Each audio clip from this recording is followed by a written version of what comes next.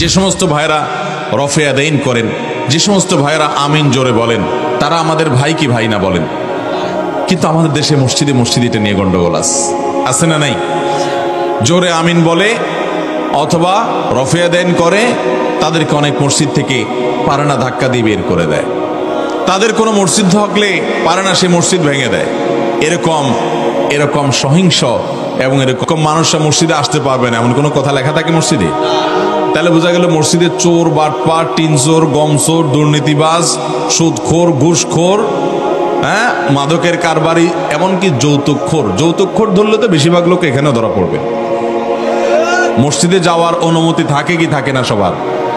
তো সবার যদি অনুমতি নিয়ে যেতে পারে, তাহলে হাদিসের উপরে আমল করতে গিয়ে এক আল্লাহর বান্দা রফে দান করছেন, আমিন জোরে বলছেন, তার মসজিদে আসার অধিকার নাই? তাহলে এগুলো নিয়ে আমাদের মধ্যে বাড়াবাড়ি হওয়া উচিত না। পারস্পরিক শ্রদ্ধা জিনিসটা থাকতে হবে। আল্লাহ আমাদেরকে সে তৌফিক দান করুন।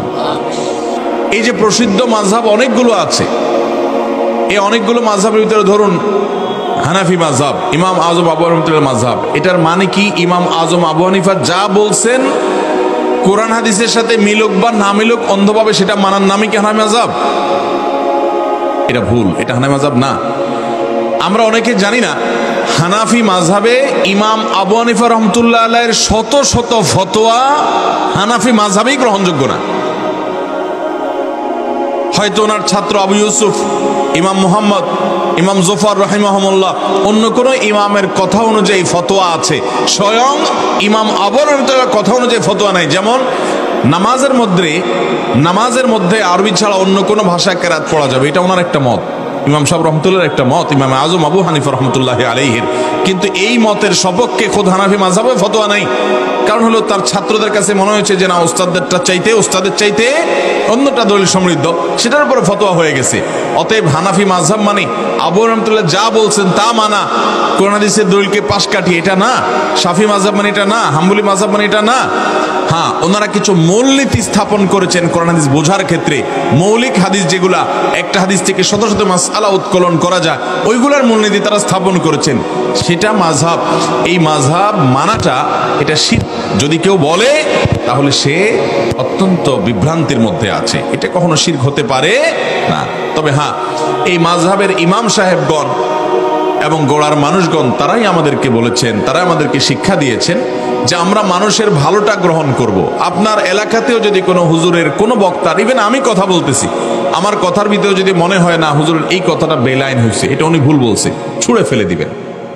কোনো ব্যক্তির, অন্তত আমাদের মতো চুনোফুটি কোনো ব্যক্তির অন্ধ অনুসরণ করার শিক্ষা ইসলাম আমাদেরকে দেয় নাই। খুজমা সাফাদা আমাকাদার, যেটা ভালো সেটা গ্রহণ করবেন, মন্দটা বাদ দিবেন। তবে হ্যাঁ, মাযহাবের ইমামগণ, যারা বড় বড় ইমামগণ, ওনারা অ্যানালাইসিস করেছেন যে এর ভিতরে কোনটা কোরআন হাদিসের সাথে মিলে, কোনটা না মিলে, কোনটা বেশি দলিলের কাছাকাছি, কোনটা দলিলের ধার কেমন, কোনটা ইশারাতুন নাস দ্বারা, কোনটা দালালাতুন নাস দ্বারা প্রমাণিত, দীর্ঘ আলোচনার বিষয়। অতএব এই মাযহাবের ইমাম সাহেবগণ তারা সবাই বিভ্রান্তিতে আছেন, তারা কোরআন হাদিস থেকে সরে গেছেন, এরকম মনে করাটা ভুল ভাইরা আমার। তবে হ্যাঁ, কেউ যদি সরাসরি কোরআন হাদিসের নস এবং ভাষ্য থেকে আমল করতে পারেন, কোনো ব্যক্তির, কোনো ফকির কোনো মূলনীতি ছাড়া, এটা যদি করার মতো যোগ্যতা সেরকম কারোর থাকে তো তিনি করতে পারেন, এতে কোনো অসুবিধা নাই। তাকে ওই মাযহাব মানতেই হবে কোনো না কোনো ভাবে, এমন কোনো শর্ত সবার জন্য নাই। আপনি যদি মুস্তাহিদ হন, আপনি যদি হাদিস এবং কোরআন নুসুস সম্পর্কে এরকম জানেন এবং সেটা অনুসরণ, কোনো অসুবিধা নেই। ভাইরা আমার, আমরা যতই বলি, আমরা দিন শেষে অনেক উলামা ইকরামের ব্যাখ্যাটা আমরা মানি, আমার নিজের অজান্তে তার উসুল এবং তার মূলনীতিগুলোর আমি অনুসরণ করছি। অতএব এই বিষয়গুলো নিয়ে আমরা বাড়াবাড়ি ছাড়াছাড়ি থেকে আমরা বেঁচে থাকবো। আল্লাহ আমাদেরকে সে তৌফিক দান করুন।